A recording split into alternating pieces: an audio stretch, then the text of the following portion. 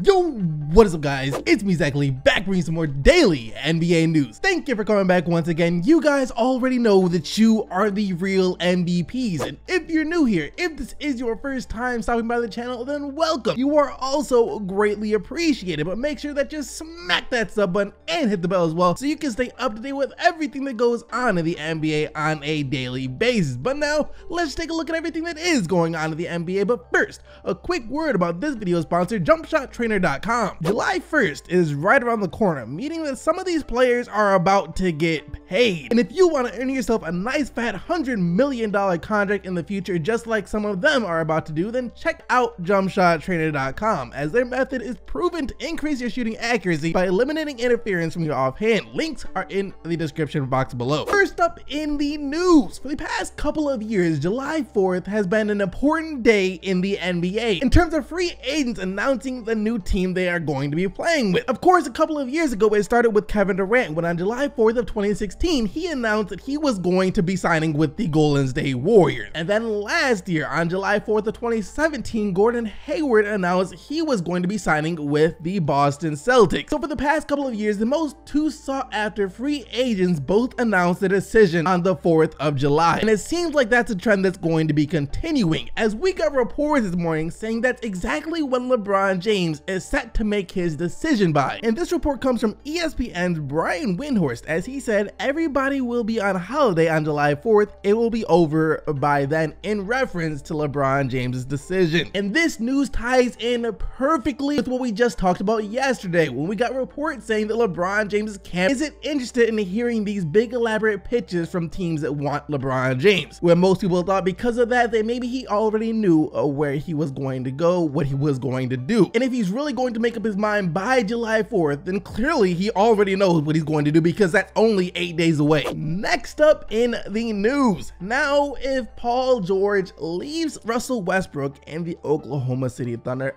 I'll feel terrible. I will feel extremely bad, especially after I read this article right here. Alright, so an article came out yesterday claiming that Russell Westbrook is aware that players might not want to play with him, and this article was by ESPN's Royce Young. So, let me just read to you some of what he had to say. First up, he talked about Russell Westbrook as a person and how he has never been extremely close to his teammates. One thing Russell Westbrook is known for is he's not a real social guy when it comes to team dinners, hanging out, cookouts at the house, playing video games, and doing those type of things. Westbrook was kind of off and isolated, but then he went on to say that that's completely different now around Paul George. He's kind of broken out of that shell with Paul George. Paul George is meeting and getting to know Russell Westbrook as a father, as a married man, and as a strong and mature guy. Quite an evolution in terms of personality. I think that's kind of an interesting element. So it appears that all the stories that we've been hearing about Paul George and Russell Westbrook being extremely close friends off the court would be true. It sounds like Russell Westbrook might be closer to Paul George than he ever was with Kevin Durant. But at the same time, this is talking about the relationship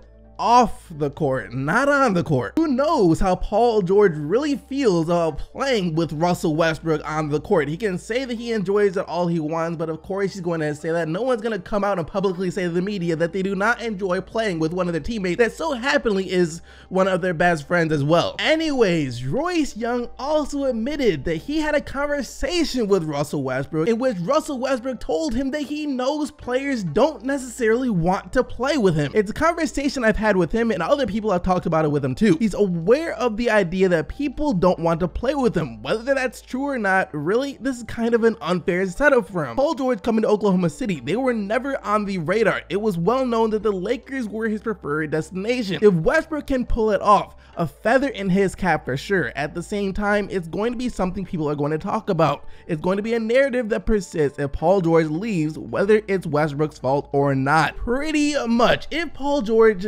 does leave Russell Westbrook for like Los Angeles this summer, of course people are going to be like, look, this guy was one of Russell Westbrook's best friends and not even he wanted to play with Russell Westbrook. That will be a huge storyline, a huge narrative. When in reality, I think it should attest more to the fact that that's just how much Paul George really wanted to be in LA, that he was willing to leave his best friend to go to LA. For our next story of the day, well, this right here just confirms it. For the most part, it's been nothing but a bunch of media talk, so Spurs fans still had a little bit of hope that all of this was just one big lie and that there was actually no problems between the San Antonio Spurs or Kawhi Leonard. You know, hoping that those rumors weren't true, but I guess they really are. As Paul Gasol talked about his future with the San Antonio Spurs yesterday, and when he was talking, he pretty much confirmed the fact that Kawhi Leonard does not want to be there. It's hard for me to confirm that I will continue where I am. My mind is prepared to face the coming season as best I can. I've got my mind on staying with the Spurs, but I understand that there's a bit of uncertainty within the franchise, that the quote most important player in relation to Kawhi Leonard has declared that he wants to be traded,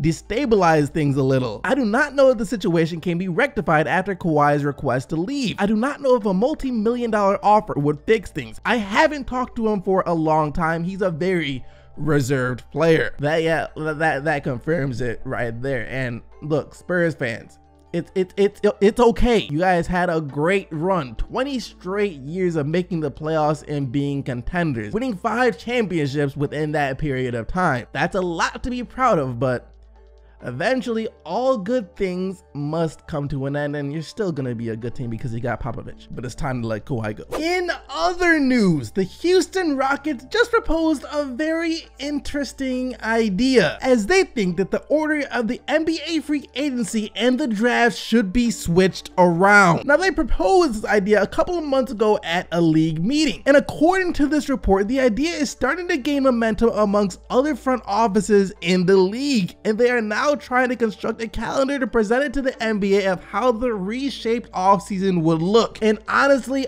I think this could be a fantastic idea, because if free agency were to start where the draft was around the end of June, and the draft occurs either in the middle of July or towards the end of July, teams then will have a much better idea of what they need to do in the NBA draft. For example, the Cleveland Cavaliers would then know whether or not they should trade their pick in the draft this year based on what LeBron James did in free agency. If he left, then you keep the pick. If he's still there, then maybe you trade the pick for a star player to help you compete right now. Or maybe if a team was planning to go after a certain player in free agency and they don't get that player, that could affect what they do in the NBA draft. It just makes more sense all around to have the NBA draft after free agency. Speaking of Paul George, though, a couple stories back, for our next bit of news, we got some really surprising news to come out of Indiana, as they announced yesterday that they will be declining Lance Stephenson's team option, meaning that he will be an unrestricted free agent. And this is extremely shocking, because I don't think anyone thought Lance Stephenson would be anywhere other than Indiana next year. He was playing really well for them coming off the bench. He did a lot of great things, some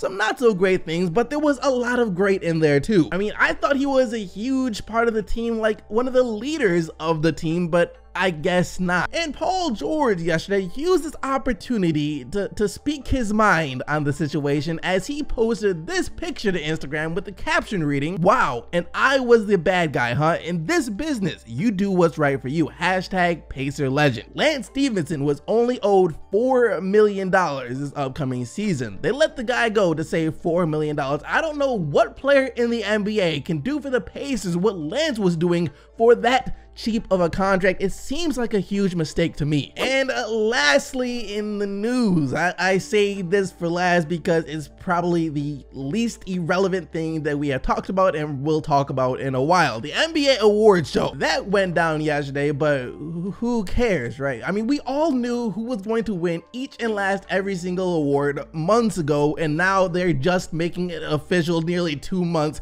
after the regular season ends. NBA, I'm only going to say this one more time. Next season, I do not care what you have to do, but you cannot pull this again. No one cares about the award show nearly 2 months after the regular season ends. If you had to move the playoffs back a couple of days or even a week so you can fit the award show in right before the playoffs start and after the regular season ends, do it. Do something like that, because This cannot keep on going. Anyways, in case you don't know by now, here are the winners for each award. For the MVP, you got James Harden. Rookie of the Year, Ben Simmons. Sixth Man of the Year, Lou Williams. Most Improved Player, Victor Oladipo. Defensive Player of the Year, Rudy Gobert. And Coach of the Year was Dwayne Casey. Like I said, we already knew who each winner was going to be months ago. So yeah. Anyways, now it is time for today's question of the day. How do you guys feel about the Indiana Pacers not bringing back Lance Stephenson? Let me know down in the comment section below, but that is gonna do it for today's video. Hope you guys enjoyed. If you did, be sure to smack that like button and subscribe to the channel so you don't miss any more daily NBA news. Thank you once again for watching. I'll see all of you right back here tomorrow, but until then, keep getting the buckets, Team SGC, and I'm out of here. Peace!